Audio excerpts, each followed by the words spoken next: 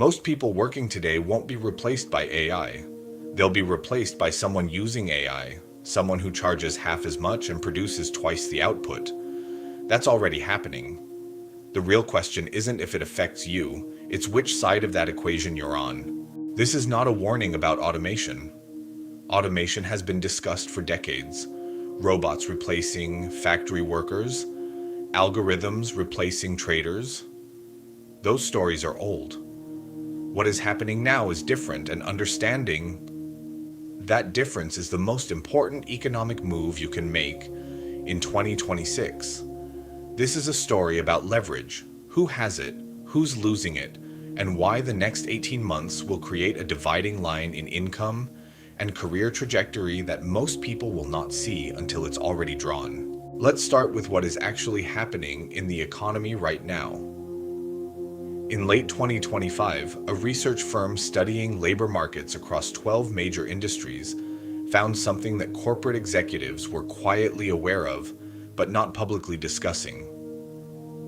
Productivity per worker in roles that had adopted AI tools had increased between 60 and 90%. Not in 5 years, not projected, measured in 12 months. The workers using those tools weren't smarter. They weren't working harder. They were producing the output of 2 people while being paid the salary of 1. That creates an immediate arithmetic problem for every organization on Earth. If one person with AI can do the work of 2 people without it, then a company that employed 50 people last year only needs 25 this year to maintain the same output. That math doesn't need a recession to play out. It just needs a budget cycle. This is the economic shift that most people are not fully computing. The displacement isn't coming from machines that think, it's coming from a cost structure that changed. And cost structures, once they change, don't reverse. What makes this moment different from every previous wave of technological disruption is the speed and the breadth. When spreadsheets replaced accountants' manual calculations in the 1980s, the transition took a decade. When digital photography displaced film processing, it took 15 years for the industry to fully restructure. The current transition is not taking 15 years. It is taking 18 months per industry cycle, and the industries are not restructuring one at a time. They are restructuring simultaneously. Marketing, legal research, customer service, software development, content production, financial analysis, recruitment, design. These are not niche categories. These are the industries that employ a large portion of the college-educated workforce in developed economies. And every single one of them is in the middle of a productivity restructuring right now. Here is where the business mechanics get interesting, and where most people misread the situation. The common fear is that AI will make human skills worthless. That's the wrong frame. What AI actually does is compress the value of skills that are purely technical and amplify the value of skills that are strategic. The person who knows how to write code becomes less valuable. The person who knows what to build and why, and can use AI to build it faster, becomes significantly more valuable. This is not a trivial distinction. It redefines what it means to be skilled in 2026. A technical skill is something a machine can learn from data. Coding syntax, legal boilerplate, standard financial models, marketing copy. These skills took years to develop and were compensated accordingly because they were scarce. AI has effectively ended that scarcity. You can now generate a first draft of almost any technical output in seconds. The skill of producing the output is nearly free. What remains scarce is judgment, the ability to know which output is correct, which strategy fits the context, which opportunity is worth pursuing and which is a trap.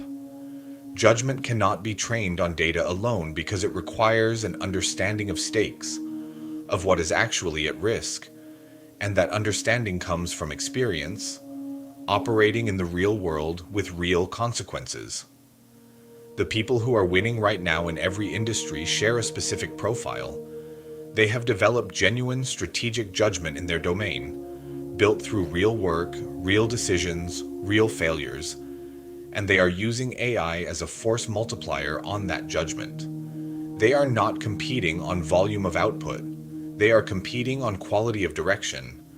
The people who are losing are those who built their identity and their income around the production of technical outputs and who have not yet made the transition to positioning themselves as the person who directs the production rather than performs it.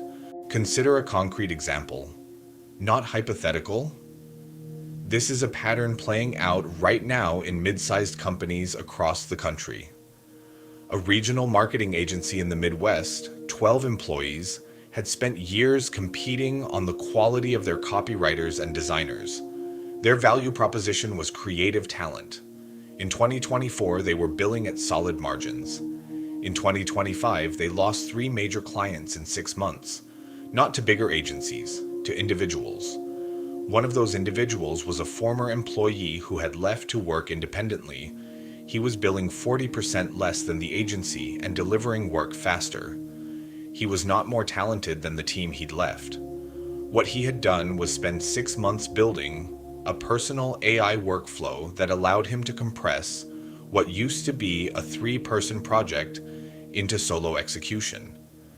The agency's cost structure couldn't compete with him. The agency's owner had 2 choices. He could cut staff and try to compete on price, which would destroy the culture and the quality he'd built, or he could transform the agency's model entirely, stop selling production and start selling strategy, consulting, positioning, brand architecture, work that required judgment and context and relationships, things his team had built over a decade and that no freelancer with a well-trained AI workflow could replicate overnight. He chose the second path. It took 8 months and it was uncomfortable. 2 employees left because their roles no longer existed in the new model, but his revenue per client increased significantly, his overhead decreased, and his agency is now positioned in a market where AI is an asset rather than a threat. That story is not exceptional. Versions of it are happening in every industry. The executives and entrepreneurs who understand the structural shift are repositioning. Those who don't are competing on ground that is actively shifting beneath them. Now let's talk about the psychology, because the structural understanding alone isn't enough. There is a reason that most people, even when they intellectually grasp what is happening, do not act on it until they feel direct pressure. It is the psychology of competence identity. Most professionals build their sense of professional worth around what they are good at doing. A lawyer who is excellent at contract drafting derives genuine satisfaction from that skill. A developer who writes clean, elegant code takes pride in that craft.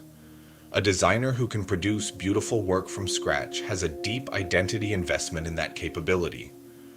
When the market signals that this capability is becoming commoditized, the natural human response is not acceptance.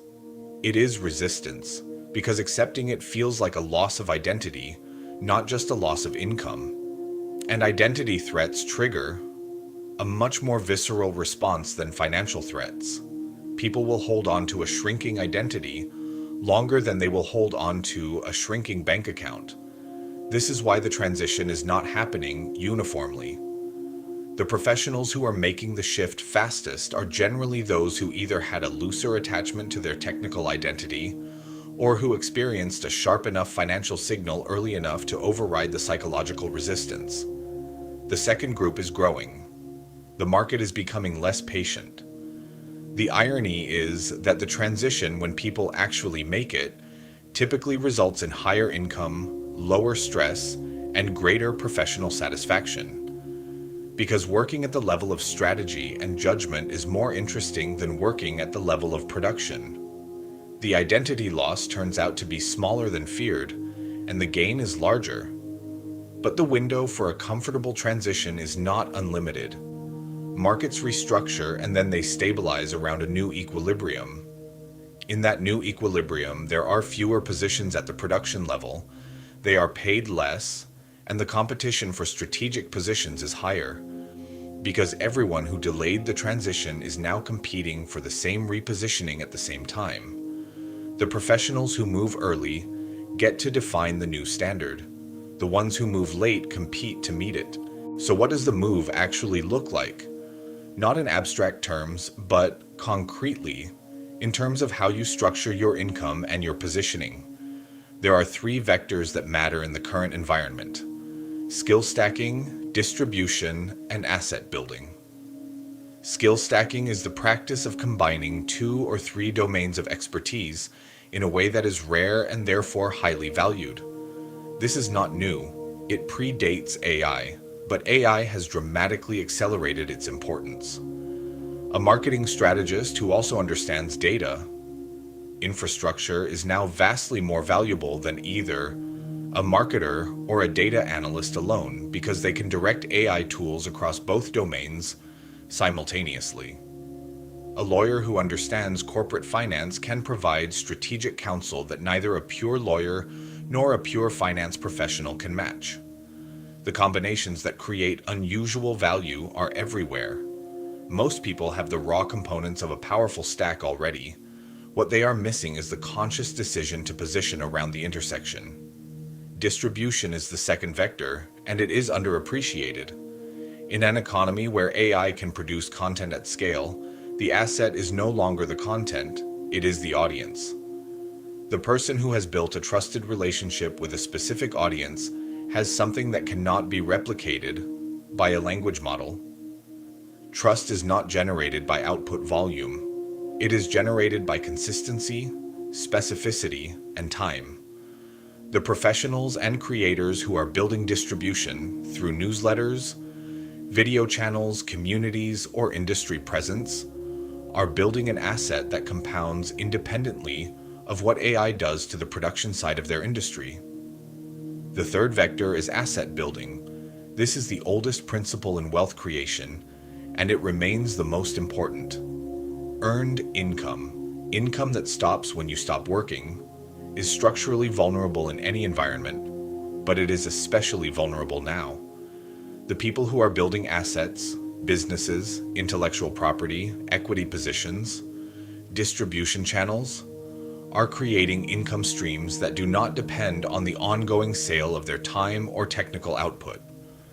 The transition from selling time to owning assets is the fundamental move in every generational wealth shift. AI has not changed that principle. It has accelerated the timeline on which it becomes necessary. Here is the broader strategic picture that ties these three vectors together. We are in the early phase of the largest leverage restructuring in modern economic history. Leverage, the ability to produce disproportionate output relative to input, has historically been concentrated in capital. If you owned factories, land, or financial instruments, you had leverage that individual workers didn't have.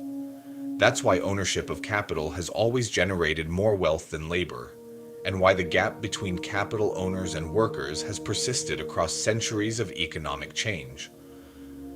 AI has introduced a new form of leverage that is, for the first time, accessible without significant capital.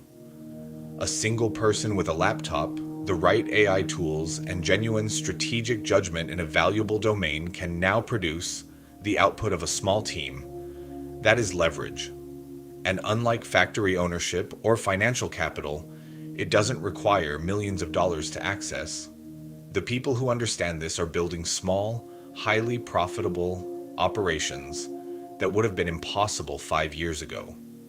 One-person consulting practices, generating revenues that used to require firms of 10. Individual creators running media operations with the production quality of networks. Small teams building software products that used to take departments. The economic unit of value is shrinking, and the returns per unit are rising for those who are positioned correctly. This is the defining economic opportunity of the next decade. Not because it will create easy wealth, it won't. Building genuine strategic judgment, developing a real skill stack, creating distribution, and transitioning from earned income to asset income is hard work that takes time. But the structural conditions have never been more favorable for individuals who are willing to do that work. The window, as noted, is not unlimited. Markets find equilibrium. The early positioning advantage is real and it is time sensitive. Not in a manufactured urgency sense, genuinely, structurally, because of how competitive markets work and how skill premiums function when supply and demand shift. The decision you are facing right now is not whether AI will affect your income. It will, regardless of your industry or role. The decision is whether you make a deliberate move toward the side of the shift that benefits you, before the market pressure makes the move for you under worse conditions. That means being honest about where your current income is coming from. Is it from strategic judgment that is genuinely difficult to replicate? Or is it from technical output that is increasingly commoditized? Most honest professionals, if they answer that question carefully, will find elements of both.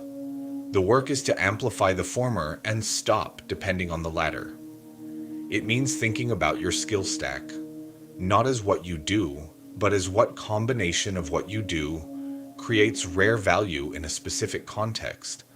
It means treating distribution not as a vanity project or a side pursuit, but as a core professional asset that you are actively building. And it means starting, even in small ways, to transition income from time sold to assets owned. None of this is overnight work, but the professionals who look back 5 years from now and say they saw the shift and positioned ahead of it will not be the ones who found a secret. They will be the ones who understood the mechanics clearly and moved consistently before the urgency became undeniable. That is the difference between the people who catch the shift and the people it catches. In the next episode of the AI Leverage series, we go deeper into the specific skill stacks that are generating outsized income in 2026, the combinations most people overlook, and the positioning moves that are working right now in real industries. The patterns are specific, they are learnable, and they will directly inform how you think about the next move in your career or business. Subscribe to Business and Money Secrets.